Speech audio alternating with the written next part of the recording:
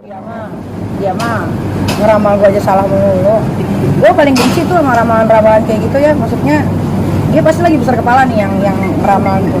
Dibilang katanya, wah pas nih ramalannya nih si mbak-mbak itu kan. Kata gue itu kebetulan aja sih.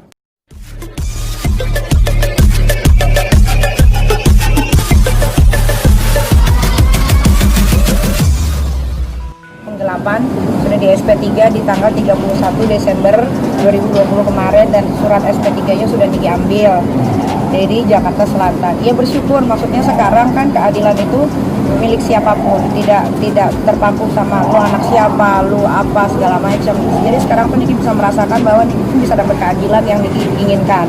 Kayak kasus penggelapan juga kan itu sebenarnya agak sulit untuk dibuktikan gitu kan, karena dulu pun sempat Niki ditelepon, dibilang katanya mau datang ke apartemen, Niki tungguin berkali-kali pun nggak datang. Mungkin mereka pun agak sedikit takutnya pas udah kesana malu nggak ada apa-apa kan. Padahal kalau mereka kesana CCTV bisa diambil segala macem ya kan, itu kan bisa terang-terang. Tapi kan Niki selalu ngikutin prosedurnya aja bagaimana. Tapi akhirnya di 2021 awal Niki dapat berita disuruh datang, Niki pikir ada kasus apa lagi nih, disuruh datang ke Polres Jakarta Selatan kan. Ternyata dikasih surat SP3. Ya Niki bahagia, senang, terima kasih Bapak Polisi, Bu Polisi juga sudah menangani kasus Niki dan meneliti dengan baik, karena mungkin ini pelajaran ya.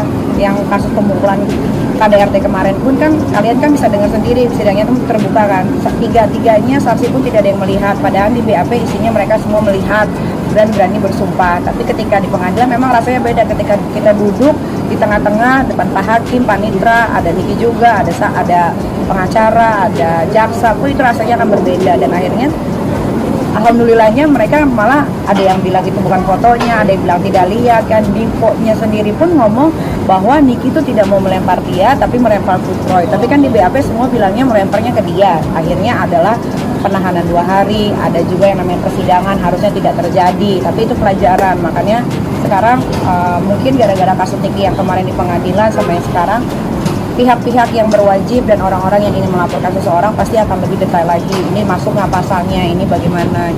Juga kan 31 Desember. Ini kan kasus lo yang sama Dipo ada beberapa akhirnya lo memenangkan, bisa dibilang menang semua. Ya. Dua sama perceraian pun menang semua. Nah itu Dipo bagaimana, mungkin ada yang lo? Kalau gue udah nggak mau tahu tentang kehidupan dia ya, dia mau apa, dia mau bagaimana gitu. Kalau gue sekarang lebih ke fokus ke anak, ke pekerjaan, ke bisnis, ke keluarga, itu aja sih. Dia mau hidupnya bagaimanapun terserah aja. Nik, sedikit nih soal ini komentar lo soal kemarin kejadian kecelakaan pesawat itu gimana sih lo melihat keluarganya terutama kan? Gue semalam baru nonton, kita pun pernah 2018 ya kalau nggak salah, Lion Air pun sempat jatuh di tempat yang sama, cuma mungkin kalau Lion agak sedikit mundur, ini yang lebih maju. Gue lihat puing-puingnya yang besi yang segitu kuatnya bisa terpecah belah, berarti kan memang meledaknya kan dahsyat. Ya apa ya bencana kita nggak bisa tahu ya, kapanpun kita naik pesawat yang mahal pun kalau memang harusnya terjadi ya terjadilah. Cuman ya mungkin kita sebagai manusia harus bisa lebih prepare lagi kali ya. Yang nggak tahu ya, ini kayaknya alam lagi marah atau apa, tiba-tiba ada COVID, di tengah-tengah COVID ada longsor, di tengah-tengah longsor ada banjir, banyak banget gitu. Jadi ya mungkin kita harus balik lagi ke diri masing-masing, introspeksi masing-masing aja sih. Terus viral itu kemarin katanya udah diramalkan sebelumnya sama paranormal. Dia mah ngeramal gue aja salah mulu. Gue paling benci tuh sama ramalan-ramalan kayak gitu ya. Maksudnya dia pasti lagi besar kepala nih yang ramal gitu. Dibilang katanya, wah pas nih ramalannya nih si mbak-mbak itu kan. Kata gue itu kebetulan aja sih. Soalnya gue pernah ketemu langsung sama dia, gue mati kok dia pernah. Karena dia ngomongnya selalu ngasal gitu kan. Minta maaf sama gue di sensi waktu itu. Tiba-tiba dia ngomong lagi tentang gue gitu kan. Ya, kalau kata gue bukan karena gara ramalan dia, memang sekarang alamnya memang lagi begini. Gua sih kalau gue pasrah aja ya. Ya naik pesawat karena gue harus bekerja, atau gue naik pesawat karena harus liburan sama anak-anak, ya gue sih pasrahkan diri aja. Ya kalau memang kenapa-napa ya memang sudah takdir dari Tuhan. Kita nggak bisa majuin mundurin segala sesuatunya, semua udah kadarullah dari atas.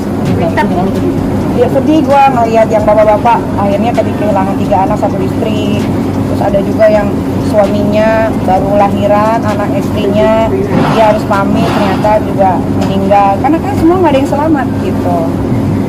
Mungkin kayak gue pelajaran nggak tuh, kan banyak banget nih orang-orang apa orang-orang kaya di luar sana gitu ya, kalau naik pesawat itu terpisah sama keluarganya. Lo melakukan hal itu juga nggak sih? Gue nggak pernah terpisah sih, gue selalu bareng-bareng. Makanya gue kalau mau pergi itu selalu gue tuh siapin pertama apa? Uang. Ya, karena kalau lu pergi nggak ada uang juga nggak bisa ngapa-ngapain. Kedua, gue selalu naik pesawat yang memang buat gue merasa gue nyaman di pesawat ini, walaupun mahal tapi tetap akan gue beli gitu. Kayak gitu sih. Terakhir doanya Pernah ngalamin kejadian-kejadian Naik pesawat gue malah pernah dari atas muter lagi. Pernah Jakarta Singapura waktu itu. Udah mau mendarat tiba-tiba nggak jadi, kita balik lagi ke Jakarta, tapi untungnya nggak kenapa-napa. terakhir nih doanya buat para korban. Doanya semoga keluarga yang ditinggalkan diberikan kesabaran, keikhlasan, ketabahan. Ya ini bencana, kita nggak bisa juga yang gimana-gimana. Terus buat ya menjadi korban semua, semoga husnul khotimah, ditempatkan tempat terindah di sisi Allah Subhanahu Wa Taala. Ya, oke.